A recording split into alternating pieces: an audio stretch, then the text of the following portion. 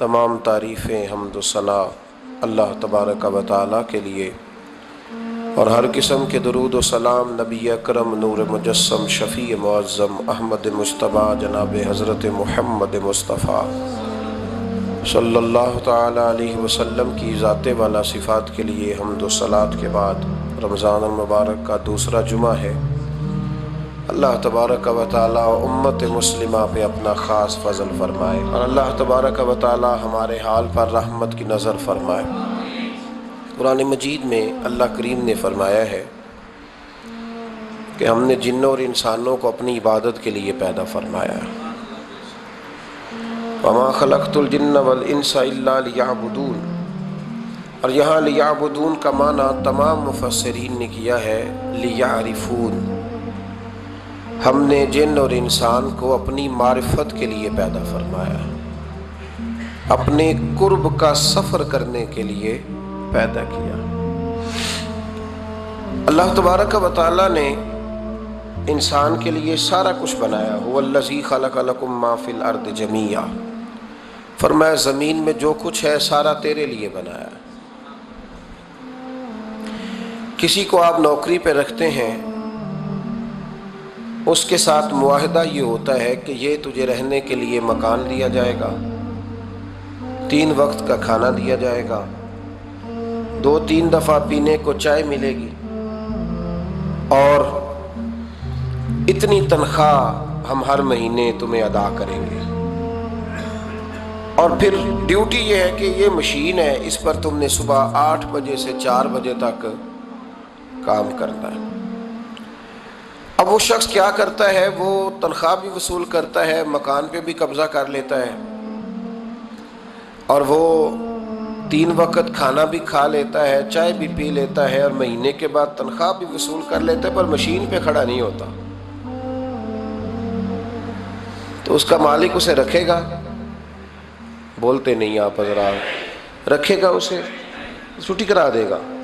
وہ کہے گا تو کتنا عجیب آدمی ہے کہ اب جو مطالبات تیرے تھے وہ سارے پورے ہو گئے، اور جو میرا مطالبہ ہے تو نے پورا ہی نہیں کیا۔ اختلاف ہو جائے گا، جھگڑا ہو جائے گا، مالک ناراض ہو جائے گا۔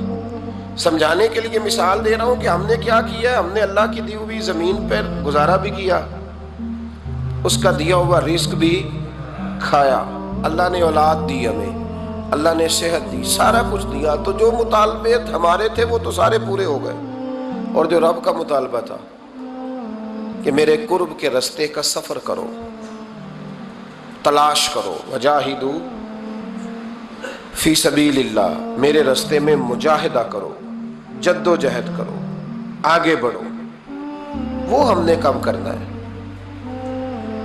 وہ اس کی منصوبہ بندی کب ہوگی؟ اللہ کے قرب کا رستہ طے کرنا۔ ہمارے صوفیانہ روز دیکھا کرتے تھے کہ آج ہمارے دل میں ہمارے رب کی کتنی محبت ہے، آج کتنا میرا دل چاہ رہا ہے کہ میں اپنے اللہ کی طرف بڑھوں۔ روز ذائقہ محسوس کرتے تھے، طلب پیدا کرتے تھے۔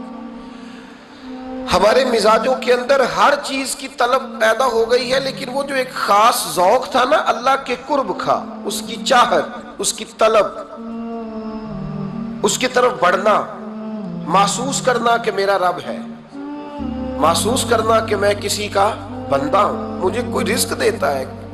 ہمارے صوفیاء، اولیاء، صحابہ، اہل بیت، انبیاء یہ ہر وقت محسوس کرتے تھے کہ میں کوئی شتر بے مہار نہیں، کوئی میرا ہے جو مجھے بنانے والا ہے، جو مجھے نوازنے والا ہے، جو مجھے عطا کرنے والا ہے۔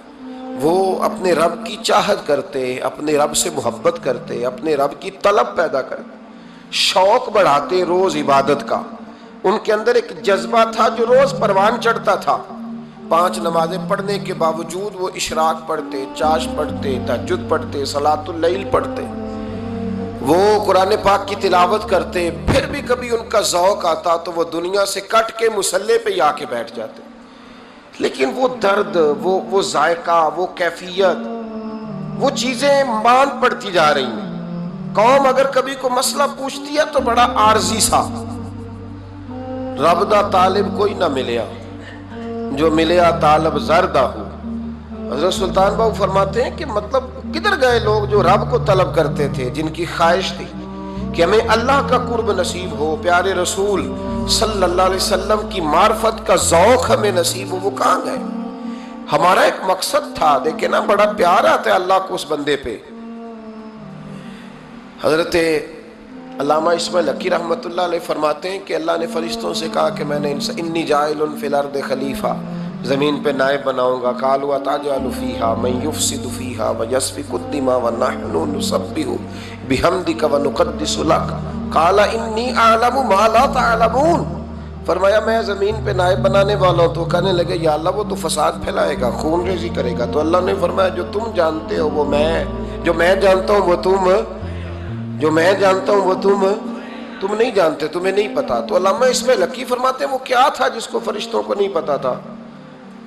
فرماتے ہیں یہ وہی انسان کے اندر جو اللہ کے قرب کے متلاشی ہونے کا جذبہ تھا، فرشتے اسے جانتے۔ لوح محفوظ پہ یہ تو پڑھ دیا تھا کہ یہ فساد کرے گا، یہ تو پڑھا تھا کہ ابو جہل فساد کرے گا، یہ نہیں پڑھ سکے تھے کہ ابو بکر رویا بھی کرے گا۔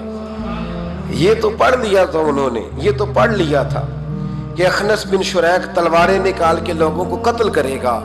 یہ نہیں پڑھا تھا کہ مولا علی شیر خدا مزدوری کریں گے اور جو مزدوری ملے گی وہ اللہ کے بندوں میں تقسیم کر دیا کریں گے۔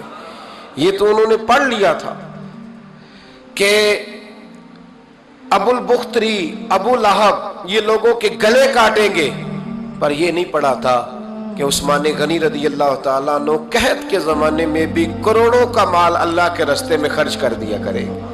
وہ جو انسان کے اندر طلب ہے، وہ جو تڑپ ہے، وہ جو شوق ہے، وہ جو کیفیت ہے، وہ جو معرفت کا نور ہے، یہ اللہ کو بڑا ہی پسند ہے، یہ بڑا ہی پسند ہے۔ اس لیے حدیث قدسی میں رب فرماتا ہے مجھے تلاش کرنا ہو تو ٹوٹے ہوئے دلوں میں تلاش کیا، ٹوٹے ہوئے دلوں۔ اب وہ میں معرفت کی کیا بات کروں گا، پہلے تو میں کیا کر سکتا ہوں، لیکن اگر میں کروں بھی کہیں سے چلو پڑھ کے تو کروں کہاں؟ میں تو ابھی تک لوگوں سے 5 نمازوں کا وعدہ لے رہا ہوں۔ وہ معرفت کی بات، قرب الہی کا راستہ، وہ تو بڑی دور کی بات ہے، وہ تو بڑی آگے کی ہے۔ ابھی تک تو ہم یہ وعدہ لے رہے ہیں کہ داڑھی رکھ لو گے، سچ بولو گے، حلال کھاؤ گے۔ مطلب وہ جو ہمارے بزرگوں نے لکھا، وہ جو جذب ہے، وہ جو کیفیت ہے، وہ جو عبادت ہے، وہ جو تڑپ ہے، اور وہ پھر جو ایک مقام ہے کہ انسان اپنے رب کی اس طرح عبادت کرے کہ وہ اپنے رب کو دیکھ رہا ہے، وہ جو ایک مقام ہے۔ اور کم از کم یہ نہ ہو تو حضور فرمانے لگے اتنا تو ہو کہ رب تجھے دیکھ رہا ہے، لیکن وہ تو درجہ ہے نا بڑا آگے، ہم اسے بڑا آگے کی بات تصور کرتے ہیں، لیکن حضور نے اپنی امت کے لیے اسے ضروری قرار دیا۔ بھائیو تھوڑا سا نا آگے اٹھ کے، مطلب بڑے بڑے آدمی بن گئے ہم لوگ، بڑے آدمی کیسے بن گئے کہ جس کے پاس پھوٹی کوڑی نہیں ہوتی تھی اس کے اکاؤنٹ میں کروڑوں آ گیا تو وہ کہتا میں بڑا آدمی بن گیا ہوں۔ جس کے پاس سائیکل نہیں تھی تو اب وہ 1.25 کروڑ کی کار پہ ایک بازاروں پہ بیٹھتا ہے تو کہتا ہے میں بڑا آدمی۔ تو اس طرح تو انسان بڑا نہیں بنتا، بڑا تو تب بنے گا جب تیرے دل میں رب کی معرفت بڑی ہوگی، جب اللہ کا قرب بڑا ہوگا، جب تم متلاشی ہوگا اس کے راستے کا۔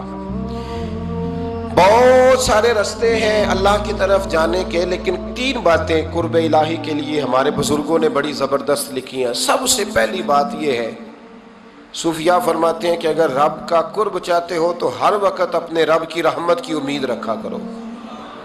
خوش نہیں ہوئے آپ اس بات سے؟ ہر وقت اللہ کی رحمت کی، اور فرماتے ہیں دل سے امید رکھا کرو اور زبان سے اپنے رب کی رحمت کا ذکر کیا کرو۔ ہر وقت کہا کرو کہ میرا اللہ بڑا ہی مہربان ہے، میرا اللہ بڑا ہی کریم۔ ہمارا پتہ کیا حال ہے؟ شکر بھی شکوے کے انداز میں۔ کیا حال ہے؟ کہتے بس جی بس شکر ہے الحمدللہ۔ تو یہ کون سا شکر ہے جی؟ یہ تو آپ نے کہا ہے کہ بڑا تانگ ہوں میں اپنی زندگی، یہ شکر ہے؟ ہر وقت یہ کہے کہ میرا اللہ بڑا ہی قریب ہے۔ دیکھیں نا بسم اللہ شریف ہر کام سے پہلے معنی کیا ہے؟ بسم اللہ الرحمن الرحیم، یعنی تو کہہ اس رب کے نام سے جو بڑا ہی مہربان ہے، جو نہایت ہی رحم کرنے والا ہے۔ ہر وقت کیا ہے کہ میرا اللہ بڑا مہربان ہے، میرا اللہ بڑا رحم۔ ہر وقت وہ خاص ذوق، وہ درد، وہ شوق، بس تو کہے کہ یار جو اللہ نے مجھے دیا ہے وہ شاید اللہ نے کسی اور کو دیا ہی نہیں۔ تیرا یہ ذوق بنے، تیرے اندر اللہ کی رحمت کے ساتھ خاص تعلق پیدا ہو۔ میرے رسول کریم علیہ السلام ہر مقام پہ اپنے رب کی رحمت کا ذکر فرماتے ہیں. بات کسی کی ہو رہی ہوتی حضور چھیڑ اللہ کی رحمت کا ذکر دیتے. ایک صحابی چڑیا کے بچے اٹھا کے لے آئے. وہ چڑیا شکایت لے کے آئی اور حضور کے کندھے پہ بیٹھ کر شکایت کرنے لگی کہ حضور آپ کے صحابی نے میرے بچے اٹھا لیے. بات تو چڑیا کے بچوں کی ہو رہی تھی نا. تو رسول کریم فرمانے لگے اس کے بچے چھوڑ دو. اور پھر حضور فرمانے لگے دیکھو یہ چڑیا اپنے بچوں سے کتنا پیار کرتی ہے. جب چڑیا اتنا پیار کرتی ہے تو رب اپنے بندوں سے کتنا پیار کرتا ہو. اللہ کتنی رحمت والا ہوگا. یعنی ہر بات میں رسول کریم نا ہر بات میں اللہ کی رحمت کا ذکر. ایک جنگ کا موقع ہے تو صحابہ کرام علی رضوان فرماتے ہیں کہ دوران جنگ ایک عورت کا بچہ کھو گیا اور بچہ بھی دودھ پیتا تھا. دودھ پیتا بچہ کچھ دیر ملے نا تو ماں کی چھاتیوں میں دودھ جوش مارتا ہے. دودھ پیتا بچہ کھو گیا تو عورت دیوانوں کی طرح مجذوبوں کی طرح بچہ تلاش کرتی ہے. میرا بچہ کبھی ادھر جاتی ہے کبھی ادھر جاتی ہے, ڈھونڈتی ہے, تلاش کرتی ہے, پریشان ہوتی. میرے رسول کریم کی نظر پڑ گئی, حضور کی نظر رحمت ہو گئی. تو محبوب فرمانے لگے صحابہ بتاؤ اس کا بچہ ڈھونڈو. ایک صحابی کہنے لگے حضور مجھے پتا ہے کہاں ہے, ابھی ملوا دیتا ہوں. تو حضور نے فرمایا یہ اپنے بچے سے کتنا پیار کرتی. عرض کی حضور نہ کوئی ماپ سکتا ہے, نہ کوئی تول سکتا ہے, نہ کوئی اندازہ کر سکتا ہے. حضور کی آنکھوں میں آنسو آ گئے. فرمایا ذرا ایک بات تو بتاؤ یا رسول اللہ پوچھئے. فرمایا اگر اس کا بچہ اسے مل جائے تو یہ اسے آگ میں ڈالے گی. صحابہ عرض کرنے لگے حضور ہو ہی نہیں سکتا, یہ تو گرم ہوا نہیں لگنے دے گی. تو حضور فرمانے لگے میرا رب اس سے بہت بڑھ کر اپنے بندوں سے محبت کرنے والا ہے اور اس سے بہت بڑھ کر اپنے بندوں پہ رحم کرنے والا ہے. وہ بھی چاہتا نہیں کہ اس کے بندے جہنم میں جائیں, وہ بھی چاہتا. حضور ہر لمحہ اللہ کی رحمت کا ذکر کرتے ہیں صبح سے شام تک نا. آج آپ نے جمعے سے لے کر تراویح تک, عشاء تک, وہ جو گھٹنا درد کرتا ہے نا اس کو مہربانی کر کے چھوڑ دیں اور جو بچہ نافرمان ہے اس کو بھول جائیں. آج سارا دن نا اللہ کی رحمت کا ذکر کریں کہ اللہ بڑا ہی کریم ہے, اس کے فضل کا ذکر کریں. ایک کاروبار ہی نہیں نا چلتا, پیر تو چلتے ہیں نا اللہ کے فضل سے, زبان تو چلتی ہے نا, ہاتھ آنکھیں یہ سارا کچھ چل رہا ہے نا. جو شے نہیں نہ چل رہی اس کو آج چھوڑ دیں, مہربانی کریں. جو ساری چل رہی ہیں اس پر تو اللہ کی رحمت کا اظہار کریں, اس پر تو غور فرمائیں. امام غزالی نے بڑی خوبصورت روایت لکھی. حضرت ابو ہریرہ رضی اللہ تعالیٰ عنہ فرماتے ہیں کہ ہم لوگ بیٹھے تھے تو یکا یک ایک دیہاتی عربی آیا, یکا یک اندر داخل ہوا. السلام علیکم کہا. بندہ بڑا سادہ تھا, یہ بھی نہیں پوچھا کہ باتیں کیا ہو رہی تھی, کوئی سوال جواب نہیں. سلام لینے کے فوراً بعد عرض کرتا یا رسول اللہ ایک مسئلہ پوچھنا تھا. کہتے ہم حیران ہو گئے کہ یار پہلے پوچھ تو لے, پہلے کیا بات ہو رہی, آتے ہی اپنی چھیڑ دی ہے. ایک مسئلہ پوچھنا. تو حضور نے فرمایا پوچھو. عرض کرنے لگا حضور یہ بتائیں قیامت والے دن حساب کس نے لینا ہے. تو محبوب مسکرائے, فرمایا بولے آدمی سادی سی بات ہے, حساب اللہ نے لینا ہے. کہتے وہ بات سن کے نا تو چل پڑا, جواب سن کے تو چل پڑا, رکا ہی نہیں. تو حضور نے فرمایا ٹھہر تو جا, پہلے تو آیا ہے, سلام لی ہے, بات بھی کوئی نہیں کرنے دی, دھڑام سے اندر داخل ہوا اور سوال کا جواب لیا اور پھر تو نے تبصرہ ہی نہیں کیا تو نکل گیا ہے. یا رسول اللہ حکم کرے. فرمایا کیا پوچھ رہا تھا.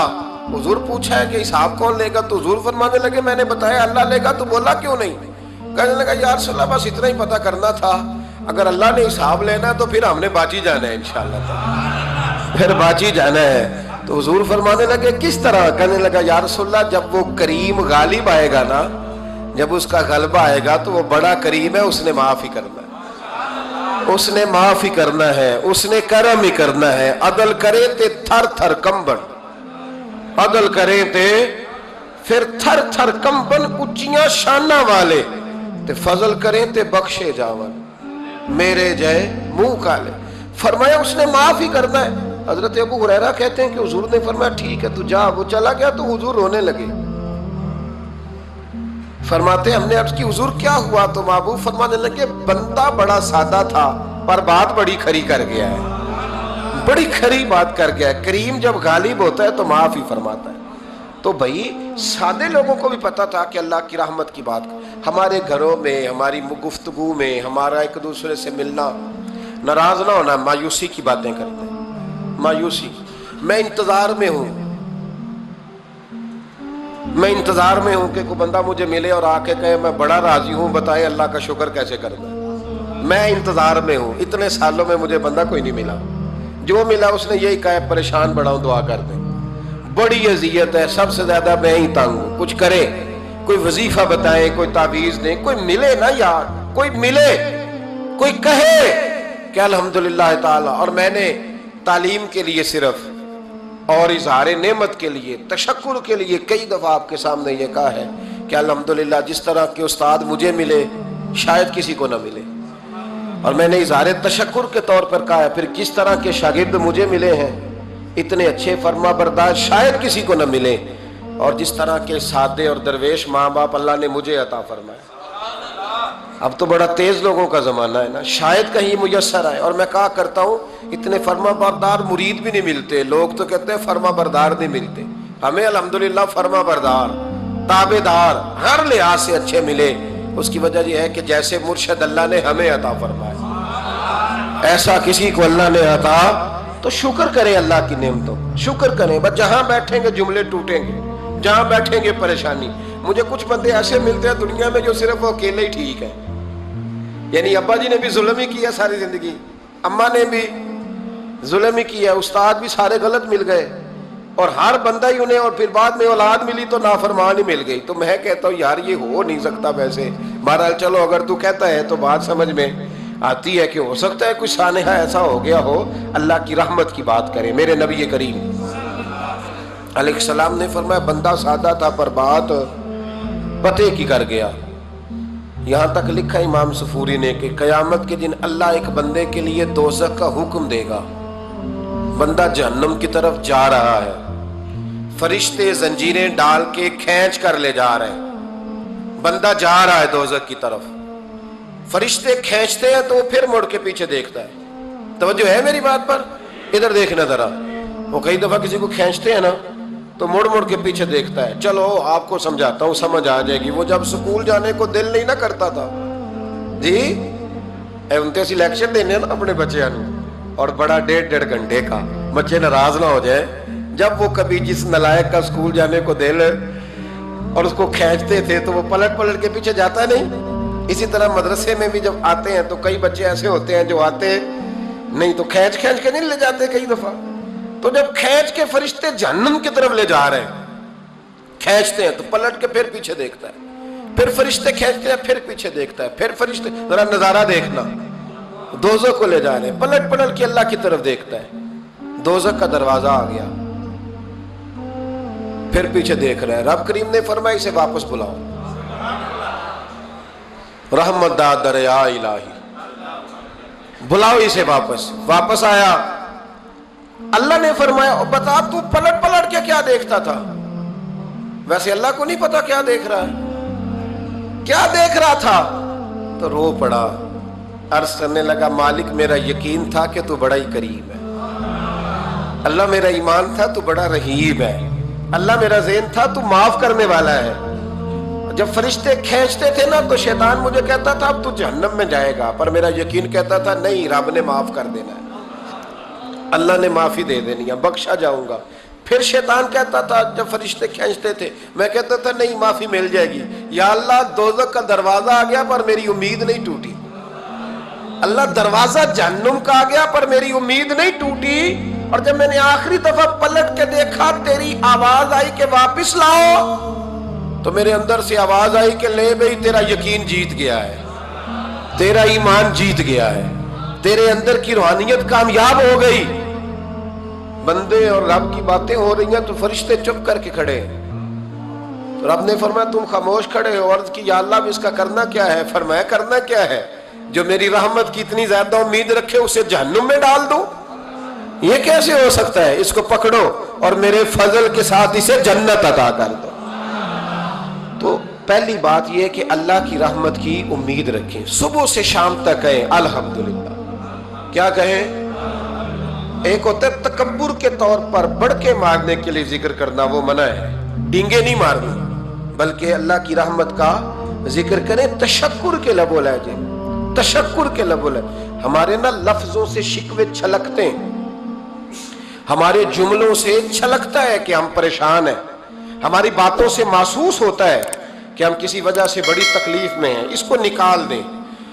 جب بندہ اللہ کی رحمت کی امید کرے گا تو اللہ بھی پھر رحمت، فضل اور کرم کے بادل ہی برسائے گا۔ دوسری بات ہمارے بزرگوں نے لکھی ہے، اگر اللہ کے قرب کا رستہ طے کرنا ہے تو وہ اس طرح ملے گا کہ اللہ کے ہر فیصلے پہ راضی ہو جاؤ۔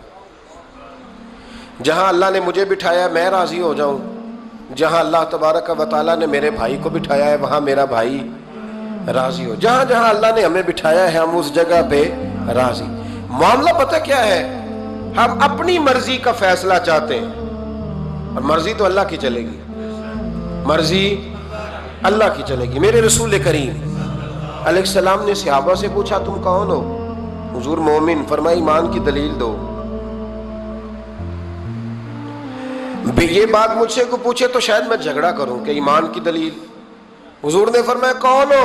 یا رسول اللہ مومن، فرمایا دلیل دو۔ حضور دلیل ہے ہمارے پاس، دو۔ یا رسول اللہ، اللہ نعمت دیتا ہے تو ہم شکر ادا کرتے ہیں، مصیبت ڈالے تو صبر کرتے ہیں، اور جو فیصلہ اللہ ہمارے حق میں کر دے ہم اس پر راضی رہتے ہیں۔ میرے محبوب کا چہرہ خوشی سے کھل اٹھا، فرمایا تمہیں مبارک ہو، تم تو واقعی بڑے پکے مومن ہو، تم مومن ہو، اگر اللہ کے فیصلوں پہ راضی رہتے ہو تو پھر تم۔ حضور فرماتے ہیں کچھ لوگوں کو اللہ قیامت میں بغیر حساب کتاب جنت میں داخل کرے گا، فرشتے پوچھیں گے پل صراط سے ہوا ہے، وہ کہیں گے دیکھی نہیں،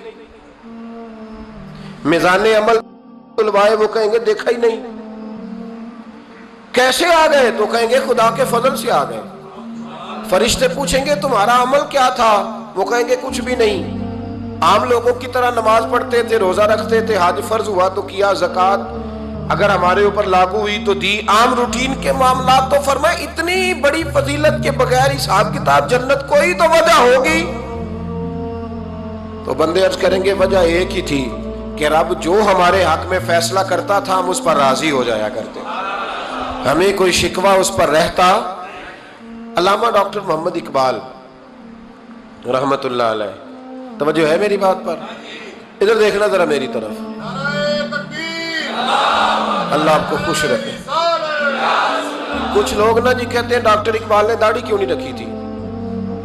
تو یہ غلطی کی علامہ اقبال نے، رکھنی چاہیے تھی انہیں۔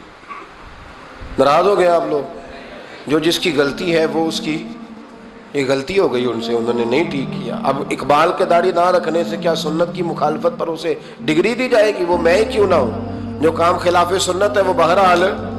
لیکن میرا سوال یہ ہے کہ اقبال نے صرف داڑھی نہیں نہ رکھی، باقی سارے کام اچھے کیے، تو آپ باقی کے تو سارے اچھے کر لینا۔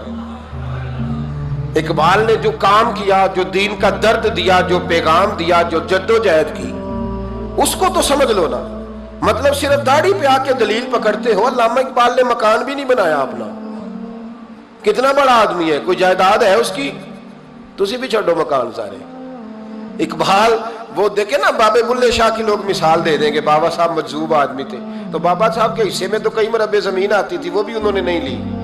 ہمارا ملانگ روٹی کا اس کو پتا ہے، نوٹوں کا بھی پتا ہے کہ 5000 والا کون سا ہے، 100 والا کون سا ہے، باقی ٹائم وہ بابا بلے شاہ بن جاتا ہے۔ یہ کون سا سٹائل ہے کہ مرضی کی چیز آئی تو قابو کر لی؟ تو ڈاکٹر اقبال نے یہ درست کیا، لیکن اس کے باوجود ہمارا نظریہ ہے کہ اللہ اس کی یہ خطا معاف کرائے گا، پر بندہ بڑا باکمال تھا، یہ بڑی خوبی تھی، اور اس میں بھی کچھ حکمت ہوگی، کچھ باتیں ایسی انہوں نے لکھی ہیں بعض جگہوں پہ۔ لیکن اقبال کی جو معرفت ہے، جو حسن ہے، جو وقار ہے ان کے لب و لہجے میں، اس کا انکار کیا جا سکتا نہیں۔ لیکن اس کو ہم ڈیفینڈ بھی نہیں کرتے، جو کسی میں کوئی کمزوری ہے وہ بہرحال اس کی۔ وہ ایک سوال بڑا اٹھتا تھا، لوگ کہتے تھے کہ آپ روز داڑھی کی بات بھی کرتے ہیں اور علامہ اقبال کی بات بھی کرتے ہیں، تو میں نے آج اس کی وضاحت کر دی۔ بات کی سمجھ آ گئی آپ حضرات؟ علامہ اقبال نے ایک بات لکھی ہے، اقبال کہتے ہیں جب میں لندن میں وکالت کرتا تھا تو ایک خاتون تھی، لیڈی بارنس اس کا نام تھا، چھوٹے موٹے مقدمات لے کے وہ میرے پاس آتی تھی۔ بی بی ایک ہوٹل چلایا کرتی تھی، اس کا خامن جو تھا وہ فوج میں ملازم تھا۔ اقبال نے خود لکھا ہے، اقبال فرماتے ہیں کہ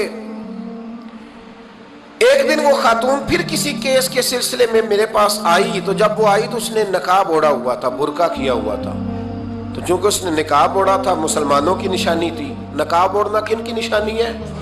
اللہ آپ کو خوش رکھے۔ تو کہتے وہ نشانی چونکہ اہل اسلام کی تھی تو مجھے تجسس ہوا۔ میں نے کہا لیڈی خیریت ہے؟ میم صاحبہ یہ برقع پہنا ہوا ہے؟ تو کہنے لگی ہنس کے، اقبال مجھے پکا یقین تھا کہ آپ ضرور پوچھیں گے۔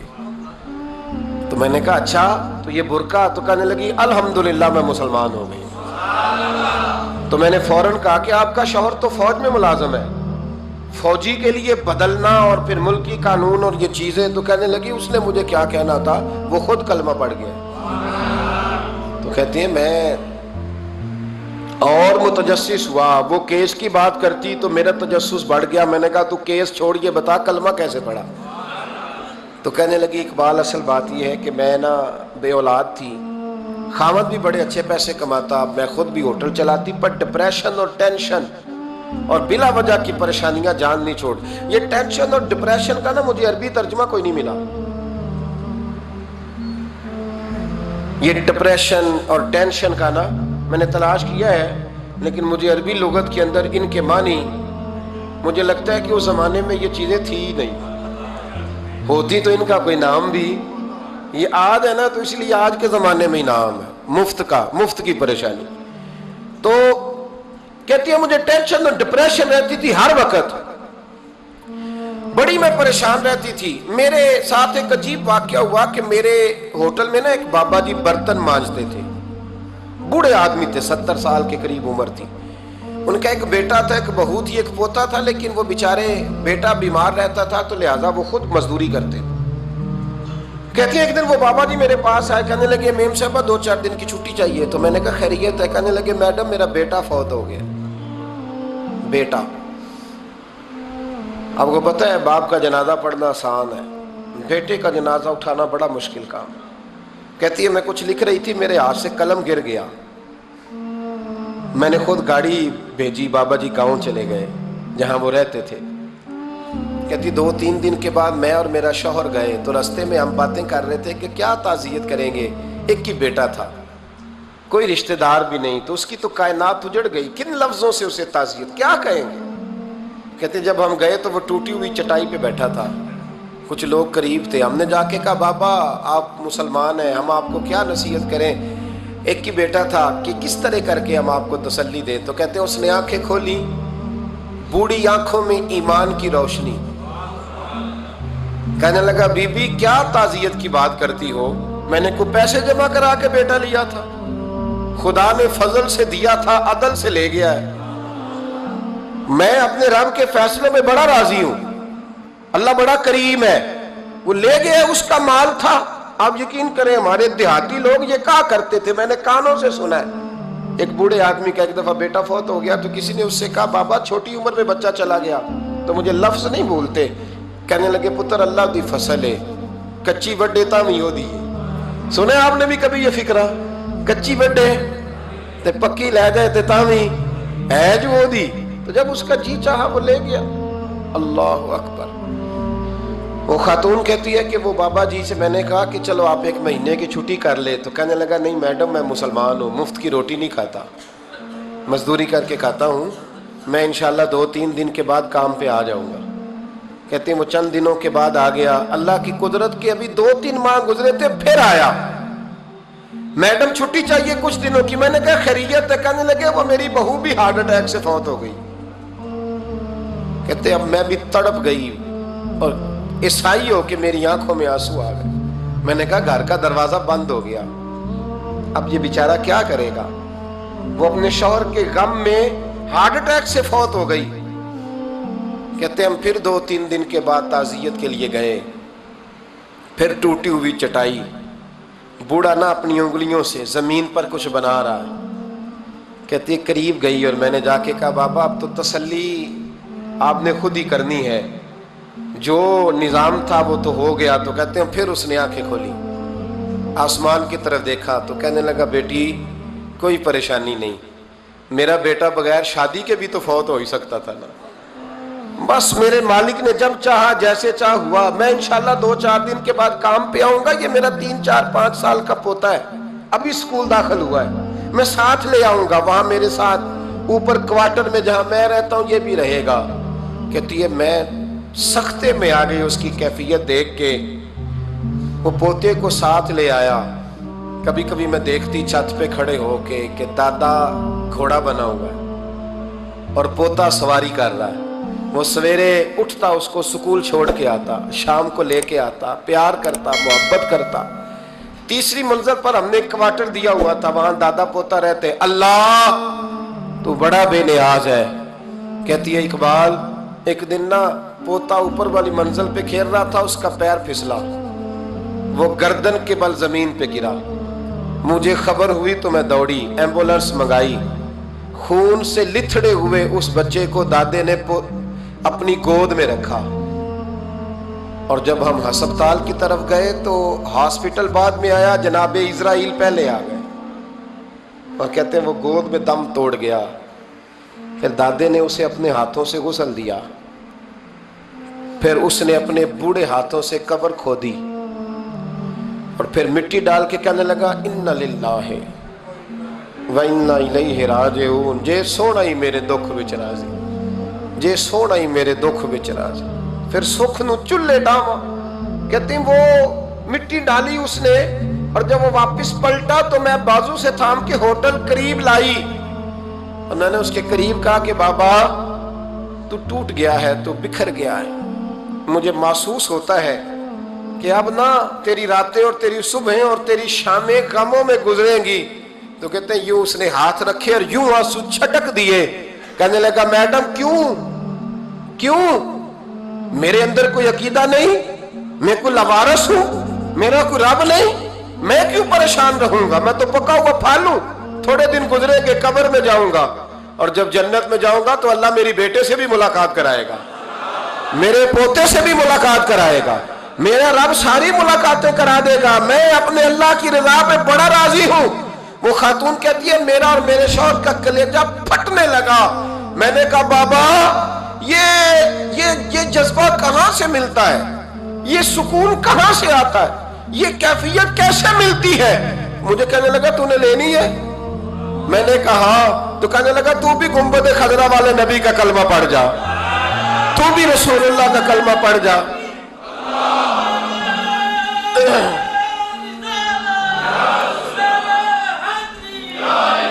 मेरे महबूब का कलमा पढ़, अल्लाह तुझे सुकून अता करे। एक हदीस ना पढ़ दो मुस्लिम शरीफ से, बुखारी से एक हदीस ना पढ़ लो ताकि ये बात मजबूत हो जाए। हजरत अबू तलहा रदी अल्लाह ताला, बेटा शदीद बीमार है, मजदूर आदमी थे, कई दिनों से घर थे। बीवी कहने लगी अगर आप घर में बैठे रहेंगे तो खाएंगे कहां से, जाओ आप मजदूरी करो, मैं बेटे को देखती हूँ। अबू तलहा मजदूरी करने चले गए। शाम को आए तो बेटा फौत हो चुका था। औरतें बेहौसला होती है ना अक्सर, पर बीवी ने सफेद कपड़ा डाल के कमरे में रख दिया। बेटा, माँ और बेटा को नाप तकता है रिश्ता, बेटे में सफेद चादर डाल के कमरे में रख दिया। हजरत अबू तलहा अंसारी आए, बेटे का क्या हाल है? कहने लगी अल्लाह की रहमत में है। अल्लाह की, कैसा जुमला है, अल्लाह की रहमत में है। खामद ने खाना खाया, बीवी से मिलने को दिल किया तो मुलाकात हुई। फारिग होके बैठे तो खातून उठ के ना खामद के करीब गई, उसका हाथ थामा, कहने लगी नबी करीम अलैहिस्सलाम के सहाबी हो, एक मसला दरियाफ्त करना था, बताओगे? कब पूछो। कहने लगी अगर कोई आपके पास अमानत रखवाए और फिर अपनी अमानत वापस मांगे तो क्या करोगे? हज़रत अबू तलहा कहने लगे पूछने वाली क्या बात है, जिसकी अमानत है वापस कर देंगे। अब जौजा रोई, अब सबर वाली बीबी रोई, अब माँ रोई, आंसू टपके, आंचल से पूछ के कहने लगी अबू तलहा वो बेटा भी अल्लाह की अमानत था और रब अपनी अमानत ले गया है, उठो गुस्ल कफन का बंदोबस्त करो। हजरत अबू तलहा उठे, कांपते कांपते हाथों से गुस्ल कफन दिया, मस्जिद नबी में पहुंचे, महबूब की बारगाह में अर्ज किया तो रसूल करीम फरमाने लगे तेरे और तेरी बीवी के अमल से अल्लाह भी बड़ा राजी है, अल्लाह के रसूल भी बड़े राजी है और अल्लाह तुझे बरकत अता करेगा। सहाबा कहते हैं फिर अल्लाह ने उन्हें 9 बेटे अता फरमाए, फिर अल्लाह ने उन्हें اللہ کی رضا پہ راضی رہنا سیکھو، اللہ کے قریب چلے جاؤ گے اللہ کی رضا پہ۔ حضرت سفیان ثوری دعا مانگ رہے تھے، یا اللہ راضی ہو جا، یا اللہ راضی ہو جا، یا اللہ راضی ہو جا، دعا مانگ رہے تھے۔ بی بی رابعہ بصری پردے کے پیچھے بیٹھی تھی، جب دعا لمبی ہو گئی تو کہنے لگی سفیان بس کر، کوئی اگلا لفظ بھی بول، بس کر۔ آپ فرمانے لگے تجھے کیا ہوا؟ تو کہنے لگی تو کب سے کہہ رہا یا اللہ راضی ہو جا، یا اللہ راضی ہو جا، پہلے اپنے دل پہ ہاتھ رکھ کے بتا تو اللہ سے راضی ہے؟ تو راضی ہے اللہ سے؟ تو روز نہیں کہتا پیسے نہیں ہے میرے پاس مجھے دے، تو روز نہیں کہتا یا اللہ فلانی چیز کوئی نہیں دے، اے اللہ فلاں کو دے دیا مجھے کیوں نہیں دیتا معاذ اللہ، تو روز شکوے نہیں کرتا؟ فرمایا پہلے تو راضی ہو جا۔ ترمذی شریف کی حدیث ہے، میرے نبی کریم علیہ السلام نے فرمایا تم اللہ کے دیے ہوئے تھوڑے رزق پہ راضی ہو جاؤ، اللہ تمہاری تھوڑی عبادت سے راضی ہو جائے۔ دیکھیں نا امام حسین کا آخری جملہ کیا ہے میدان کربلا، آخری جملہ کیا ہے؟ میں 5000 مسجد دے کے کہتا ہوں دیا نہیں میں نے، اللہ بڑا راضی ہے مجھ سے، 5 نمازیں پوری نہیں پڑھتا۔ امام علی مقام نے نا دل، کلیجہ، جان، اولاد، ہر چیز نکال کے رکھ دی، تو آخری جملہ یہ تھا اے اللہ بتا تو حسین سے راضی ہے کہ ناراض ہے؟ اللہ تو راضی ہے کہ ناراض ہے؟ بھائی پہلی بات رحمت الہی، دوسرا اللہ کی رضا پہ، یعنی عجیب بات ہے نا، جب اللہ کروڑوں دے تو دنیا چھپاتی ہے، اور جب تھوڑا کاروبار ٹھنڈا ہو جائے تو ساری دنیا کو دنیا بتاتی ہے۔ تو جب میں تو کہہ رہا ہوں کہ میں بندہ ڈھونڈ رہا ہوں جو مجھے ملے، آ کے کہے کہ شکر کا طریقہ بتاؤ، تو مل ہی نہیں رہا۔ کو ملے جو کہے بڑی خیر ہے، ہر لحاظ سے اپنے رب سے راضی ہو، مل ہی نہیں رہی دنیا۔ تیسری بات، اگر اللہ کے قریب جانا ہے، یہ ان لوگوں کے لیے جو معرفت الہی کے متلاشی ہیں وہ خاص توجہ کریں۔ اگر رب کریم کے قریب جانا ہے تو پھر ایک ذہن بنائیں کہ میرا رب میرے ساتھ ہے، میرا رب میرے، نحن اقرب الیہ من حبل الورید۔ اور درویش کہتے ہیں جے میں تینوں اندر جانا تو پھر مقید جانا، جے میں تینوں باہر جانا تے اندر کون سمانا، اندر بھی تو ہے تے باہر بھی تو، وچ بلا کون نمانا۔ پھر تصور کریں کہ اللہ میرے ساتھ ہے۔ حضرت جنید بغدادی رحمت اللہ علیہ کہتے ہیں میں نے اپنے مرشد سے کہا کوئی وظیفہ جو پڑھا کروں، تو فرمانے لگے جنید پڑھا کر کہ اللہ میرے ساتھ ہے اور اللہ مجھے دیکھ رہا ہے، یہ وظیفہ پڑھا کر۔ کیمرے لگا دیے ہر جگہ ہماری گورنمنٹ نے، کہتے ہیں کیمروں کی مدد سے پکڑا گیا، کیمروں کی مدد سے، مسجدوں کے دروازوں پہ کیمرے، ایئرپورٹوں پہ کیمرے، ریلوے اسٹیشن پہ کیمرے، بڑے بڑے جنرل سٹور پہ کیمرے، نیچے لکھا ہے خبردار کیمرے کی آنکھ آپ کو دیکھ رہی ہے۔ کیمرے کی آنکھ دیکھے تو لوگ گناہ نہیں کرتے، تو یہ کیوں نہیں سوچتے کہ رب ہمیں دیکھ رہا ہے؟ یہ تصور کیوں نہیں جمتا کہ رب ہمیں؟ اور اللہ فرماتے ولی من خاف مقام ربہ جنتان، جو اللہ کے سامنے کھڑے ہونے سے ڈر جائے گا نا، اللہ اسے 2 جنتیں عطا فرمائے گا۔ اللہ اسے ایک دفعہ اگر کوئی ڈر گیا اللہ کے سامنے کھڑے ہونے، کتنی دفعہ بولیں تو صحیح؟ اس پر ہمارے مفسرین نے لکھا ہے کہ کبھی زندگی میں ایسا ہو کہ گناہ پر ہمارا پورا قبضہ ہو گیا ہو، گناہ پورا قابو میں آ گیا، اب کوئی روکنے والا نہیں، تو فرمایا جو اس وقت اللہ کے خوف سے ڈر جائے گا اللہ اسے 2 جنتیں عطا فرمائے گا۔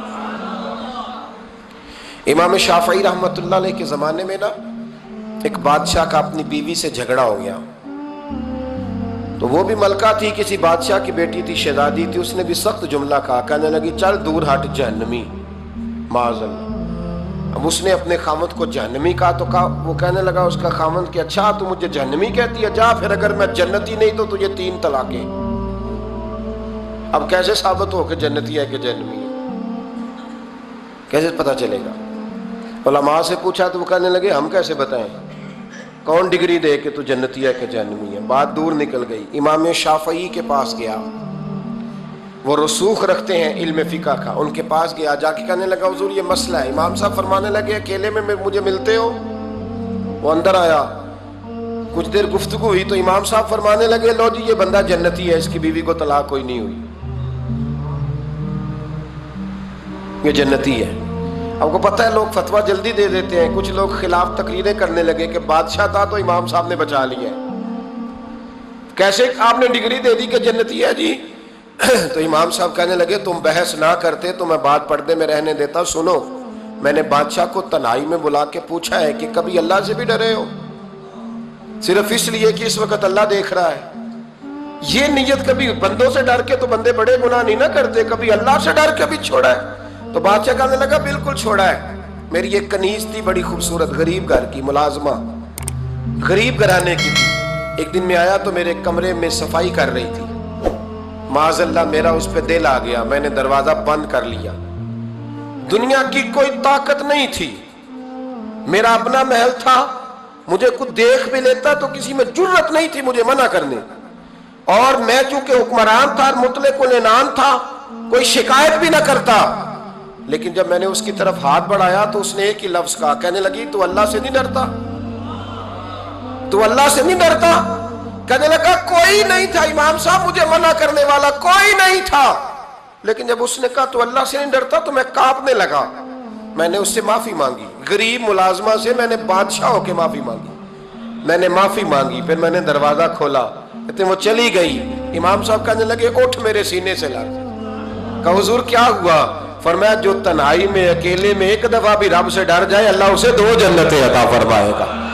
تو جنتی ہے اس لیے کہ تو یار کبھی تو ایسا ہو، کبھی تو ایسا ہو بھولا گاہک ہمارے قبضے میں آ گیا ہو، ہم اپنا پورا اس پر تسلط رکھتے ہو پر ہم اللہ سے ڈر جائیں۔ کبھی ایسا ہو کہ کروڑوں روپیہ ہمارے تسلط میں ہو، ہم چاہیں تو جتنا مرضی استعمال کریں لیکن ہم اللہ سے ڈر جائیں۔ حضرت عمر کا زمانہ تھا، ایک نوجوان صحابی کا بیٹا مسجد جایا کرتا تھا، بڑا نیک تھا۔ ایک عورت اس کو اپنی طرف بلانے لگی، لبھانے لگی، نوجوان تھا۔ ایک دن دل آ ہی گیا بی بی پہ، عشاء کی نماز پڑھ کے اس کے گھر کی طرف جا رہا تھا کہ کسی قاری صاحب نے آیت پڑھ دی، وَلِمَنْ خَافَ مقام ربہ جنتان، جو اللہ کے سامنے کھڑے ہونے سے ڈرے گا رب 2 جنتیں عطا کرے۔ یہ آیت کیا سنی کہ نوجوان بے ہوش ہو کے گرا۔ کسی نے باپ کو خبر دی کہ تیرا بیٹا بے ہوش ہے، باپ گھر لائے، بالوں میں ہاتھ پھیرا، بیٹے کیا ہوا؟ اس نے آنکھیں کھول کے کہا ابا جی میں نے گناہ کیا نہیں، لیکن میرا قبضہ پورا ہو گیا تھا گناہ پہ، وہ بالکل راضی تھی، میں چاہتا تو میں گناہ کر لیتا لیکن میں اللہ سے ڈر گیا، کیا واقعی رب مجھے 2 جنتیں دے گا؟ تو باپ نے ماتھا چوما، کا بیٹا اللہ کے وعدے بڑے ہی سچے ہیں، بڑے سچے ہیں، تو یہ تصور کر کے اللہ مجھے دیکھ رہا ہے، پھر ڈر جا، واقعی 2 جنتیں دے گا۔ اس نوجوان نے چیخ ماری اور روح ہی پرواز کر دی۔ رات کو جنازہ پڑا، دفن کر دیا، صبح حضرت عمر آئے، فرمایا اتنا نیک نوجوان تھا تو مجھے کیوں نہیں بتایا؟ میں اس کے غسل میں شریک ہوتا، کفن میں شریک ہوتا، میں جنازہ پڑھاتا۔ حضور بس رات دیر ہو گئی، دفن کر دیا۔ امام سیوطی نے لکھا، ابن کثیر نے لکھا، ابن عساکر نے لکھا، حضرت جناب عمر فاروق فرمانے لگے مجھے بتاؤ تو صحیح اس کی قبر کہاں ہے؟ نیک ہو کوئی بندہ تو قبر پہ جانا چاہیے۔ فرمایا بتاؤ قبر کہاں ہے؟ حضرت عمر کو قبر پہ لے گئے تو سیدنا فاروق اعظم قبر پر کھڑے ہو کے فرمانے لگے نوجوان مجھے امید ہے اللہ نے تجھے 2 جنتیں دی ہوں گی۔ حضرت عمر کہتے ہیں مجھے اللہ کی قسم قبر کے اندر سے بول پڑا، کامل پیرونا دے باہو قبر جنا دی جیوے، قبر کے اندر سے بول پڑا، کہنے لگا عمر امید والی بات نہیں، میرے رب کے وعدے بڑے سچے ہیں، اس نے واقعی مجھے 2 جنتیں عطا فرمائی، اس نے واقعی 2 جنتیں دی ہیں۔ کبھی کوئی کام تو ایسا ہو جو صرف اللہ سے ڈر کے چھوڑا جائے، ہونا چاہیے کہ نہیں ہونا چاہیے؟ آپ یقین کریں بچوں سے ڈر کے ہم نے بڑے کام چھوڑ دیے، بھائیوں سے ڈر کے چھوڑ دیے، دنیا داروں سے ڈر کے چھوڑ دیے، اور کبھی کبھی میں کہہ دیتا ہوں کہ بہت سارے ماں باپ نے اولاد سے ڈر کے چھوڑا، بہت سارے استاد شاگردوں سے ڈرتے ہیں، الا ماشاءاللہ کچھ پیر مریدوں سے ڈرتے ہیں۔ کاش ہم اللہ سے ڈرنا شروع کریں، جب رب سے ڈرو گے پھر کسی اور سے نہیں ڈرو گے۔ اللہ کا خوف سنوارتا ہے، سجاتا ہے، یہ ذہن بنائیں۔ حضرت سیدنا عبداللہ ابن عمر رضی اللہ تعالیٰ عنہ کر رہا تھا تو صحرا میں کھانا کھانے کے لیے بیٹھا، ایک چرواہا بکریاں چرا رہا تھا، میں نے دعوت دی روٹی کھا لو، کہنے لگا میں نے روزہ رکھا ہے۔ آپ فرماتے ہیں غریب آدمی تھا، نفلی روزہ، میں اٹھ کے قریب گیا، میں نے کہا پتہ تو کروں صرف روزے دار ہے کہ نیک بھی ہے؟ صرف کچھ روزے دار ہوتے ہیں پر نیک، ناراض نہ ہو جائیے گا، حضرت عبداللہ ابن عمر کی بات کر رہا ہوں، کچھ نمازی ہوتے ہیں پر نیک، حاجی ہوتے ہیں پر نیک، وہ تقوی نہیں اختیار کرتے، مقاصد نماز اور مقاصد روزہ نہیں جانتے۔ کہتے میں قریب گیا تو میں نے جا کے اسے کہا یہ بکری بڑی پیاری ہے، بیچ نہیں دیتا میرے ہاتھ؟ کہنے لگا میری نہیں، میں تو چرواہا ہوں، تنخواہ پہ بکریاں چراتا ہوں، کسی اور کی ہیں، مالک کوئی اور ہے۔ تو فرماتے ہیں میں نے اسے کہا کہ مالک کو کہہ دینا کہ ایک بکری بھیڑیا لے گیا تھا، یہ 300-400 بکریاں، مالک کو کیا پتہ، کہنا ایک بھیڑیا لے گیا ہے۔ تو کہتے ہیں اس نے داڑھی جھاڑی تو گرد اڑی، غریب آدمی مٹی میں لتھڑا ہوا، لیکن اس کی آنکھوں میں اتنی روشنی، کہنے لگا حضور بکریوں کے مالک سے تو کہہ دوں گا بھیڑیا لے گیا ہے، اور جب کائنات کا مالک پوچھے گا، جب عرش کا مالک پوچھے گا تو کیا جواب دوں گا؟ آپ فرماتے ہیں میں واپس آیا، میں نے پتہ کیا کس کا غلام ہے، پہلے غلام خریدا، پھر بکریاں خریدی، پھر وہ بکریاں اسے تحفے میں دے دی۔ کہنے لگا حضور یہ کیا ہے؟ فرمایا تو رب سے ڈرتا تھا نا تو اللہ نے تجھے انعام عطا فرمایا ہے۔ اگر ہم اصلی نیک بننا چاہتے ہیں نا، ایک ہوتے ہیں وقتی نیک، لوگوں کے سامنے نیک، ایک ہوتا ہے اصلی نیک۔ اصلی نیک وہ ہوتا ہے جس کا ذہن بن جاتا ہے کہ میرا رب مجھے دیکھ رہا ہے۔ 3 باتیں اپنی زندگی میں اپنا لیں، ایک تو ہمیشہ اللہ کی رحمت پر توجہ رکھیں اور اس کی رحمت کا ذکر کریں، اور دوسرا اللہ کے فیصلوں پر راضی رہیں، رب جو دے دے، جہاں بٹھا دے، جس حال میں رکھ دے اس حال میں راضی، اور تیسرا یہ ذہن بنائیں کہ میرا رب مجھے دیکھ رہا ہے، میرا اللہ میرے ساتھ ہے۔ یہ تصورات جمائیں، پھر اللہ کے قریب جانا آسان ہو جائے گا، پھر اس کا قرب پانا آسان ہو جائے گا۔ اللہ سمجھنے کی توفیق عطا فرمائے۔